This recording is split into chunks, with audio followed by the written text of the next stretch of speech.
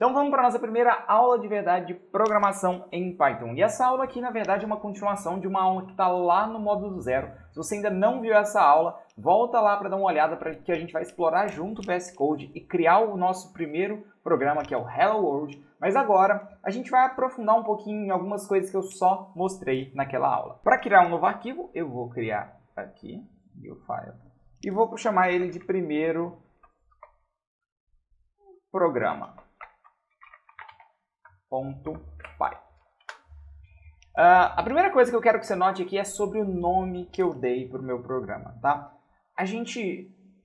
Esse nome não ficou muito bom, na verdade, porque esse não é o primeiro programa, mas é o primeiro programa da primeira aula de verdade sobre programação, então vai chamar primeiro programa. Eu quero que você note duas coisas aqui. Primeiro, eu dei um nome que fazia sentido, tá? Imagina o seguinte, e isso eu fazia muito quando eu estava aprendendo a programar. Você está começando ali e fala, vou criar um programa aqui, vou testar alguma coisa. Cria lá um programa chamado a.py, depois um b.py, depois um c.py. Como se não bastasse, aparece um cc.py. Eu já fiz isso, tá? Não na época que eu estava aprendendo Python, mas quando eu estava aprendendo C. Então, não é muito útil você fazer isso.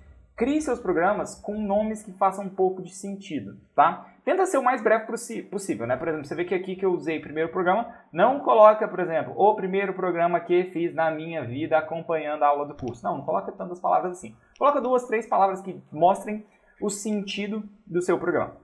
A segunda coisa que eu quero que você note é que eu usei um underscore aqui, tá? Esse underscore você vai ver ele muito. E a gente chama, eu até na verdade, se você for pensar, eu deveria ter usado ele aqui também, tá? E esse underscore, ele tá é uma convenção do Python que a gente tem. Quando a gente vai nomear as coisas e a gente precisa dar um espaço, a gente usa um underline ao invés de um espaço, tá? Porque quando você vai nomear um programa, até que você pode dar espaço, mas nos programas você vai ver que um espaço faz toda a diferença. Então nem sempre você pode usar espaço. Então quando você tem que criar coisas com nomes compostos, a gente costuma usar esse underscore, o underline aqui para separar, beleza? Então se você lembra da nossa primeira aula onde a gente fez o Hello World, você deve lembrar que eu joguei uma coisa lá na tela e falei, não se preocupa muito com o que isso significa, mais para frente a gente vai entender melhor. Então o que eu joguei lá na tela foi o print, abri parênteses, coloquei aspas e digitei alguma coisa aqui dentro,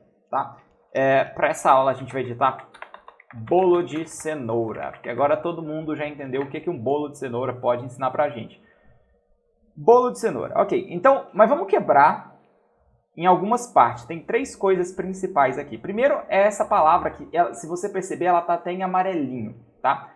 Essa é uma palavra, quando essa palavra vem em amarelinho aqui, tá dizendo alguma coisa pra gente. Ela não é uma palavra qualquer. O print é o que a gente chama de função, tá? E a gente não vai aprofundar na definição de função por enquanto, mas o que eu quero que você tenha em mente agora, o que eu quero que você entenda é que funções executam coisas pra gente, tá? A gente escreve uma função, eu coloco o nome da função e essa função vai fazer alguma coisa pra gente. Print não é a única função que existe, mas é a primeira que a gente está usando. Então, primeira definição, primeira coisa pra gente pensar.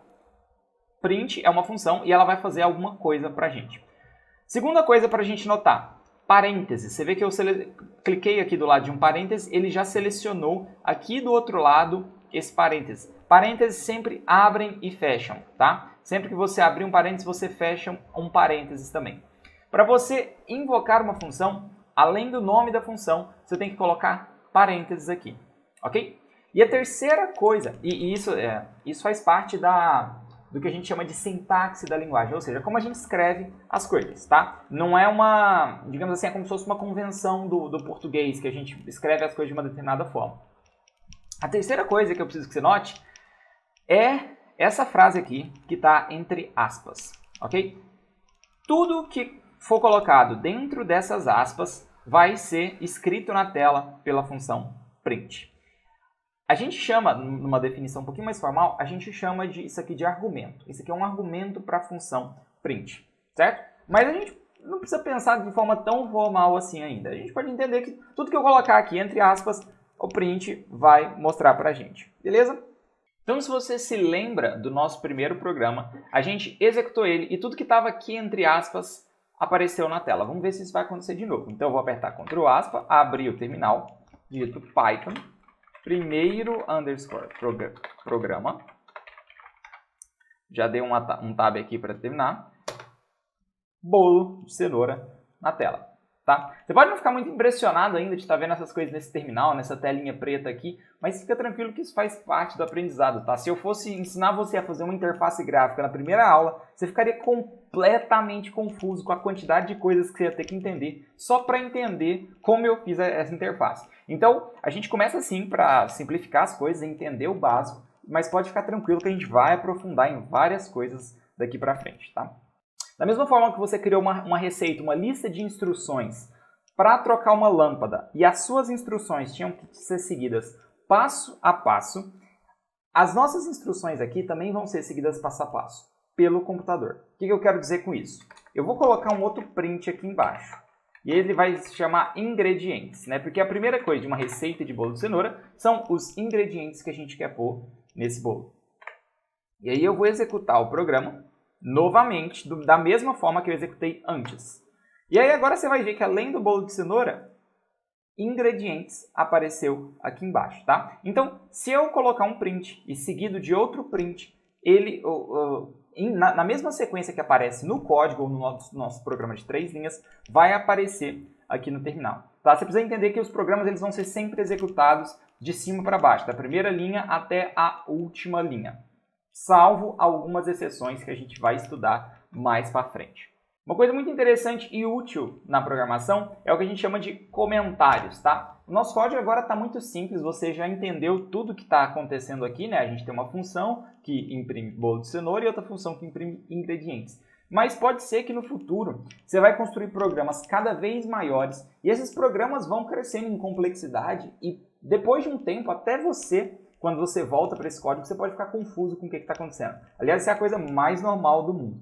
Então, o pessoal criou comentários para ajudar os próprios programadores. No Python, e isso é diferente em cada linguagem, e no Python você vai apertar hashtag e vai digitar o que você quiser. Por exemplo, função para imprimir bolo de cenoura. Eu vou salvar aqui e vou executar novamente para você ver que o programa não vai mudar. Então, comentários, depois que eu pus um hashtag, eu posso escrever à vontade nessa linha, que não vai fazer diferença nenhuma no meu programa. Uma coisa importante que eu quero que você note é o seguinte, eu vou criar mais um print aqui, e nele eu vou escrever modo de preparo, tá? E eu queria escrever, na verdade, preparo, e eu escrevi, na verdade, você viu aqui, preparado, sem querer, tá? Eu errei, e eu vou salvar e vou executar o programa de novo. Isso aqui é chato às vezes. E você vê que ele escreveu modo de preparado. Ou seja, eu errei aqui dentro dessas aspas e não fez diferença nenhuma para o meu programa, tá? Ou seja, o programa executou normalmente, ele ignorou o meu erro. Mas vamos ver o que acontece se eu esquecer de uma aspa, por exemplo. Nota que a ideia já me ajuda, né? Ele já mudou a cor desse parêntese aqui para mostrar que agora a minha aspa não está fechando. Mas vamos executar, vamos salvar e vamos executar. Ó, então ele deu um erro aqui, ó. Ele apontou até exatamente o lugar onde estava com o problema e falou syntax error, ou erro de sintaxe, e ele encontrou um EOL enquanto estava escaneando uma string. Tá, esse erro aqui pode parecer muito confuso para você agora, mas eu garanto que até o final do curso você vai estar muito confortável para ler erros como esse. Mas o que a gente precisa entender por enquanto é que tem certas coisas que a gente pode errar e a gente pode fazer da nossa forma, tá? Mas tem certas coisas que a gente precisa acertar, a gente não pode errar, e essas coisas são as coisas da linguagem. Por exemplo, se eu escrever print, em vez de escrever print com T mudo, eu escrever print, você nota que ele até ficou branco. Por que ele ficou branco? Porque agora o Python não está identificando nada que tenha esse nome print. Da mesma forma, então, se eu apagar aqui, da mesma forma, se eu não fechar o parêntese aqui, a gente vai ter um erro.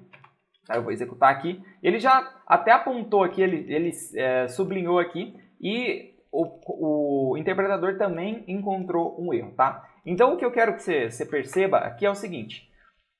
Dentro das aspas, e por enquanto a gente vai se limitar a isso, mas você vai perceber que tem outras coisas, outros momentos que a gente pode errar, a gente pode fazer da nossa maneira, a gente pode ter liberdade, mas para as coisas da linguagem, tem certas coisas que a gente chama de sintaxe, você tem que ser muito rigoroso, tá? Então, um exercício aqui é começar a se acostumar com esses pequenos detalhezinhos, porque eles no dia a dia podem te dar dor de cabeça se você frequentemente ficar esquecendo e ficar frequentemente se perdendo. Por essa aula, isso já foi bastante informação para o nosso primeiro programa e eu te vejo na próxima aula.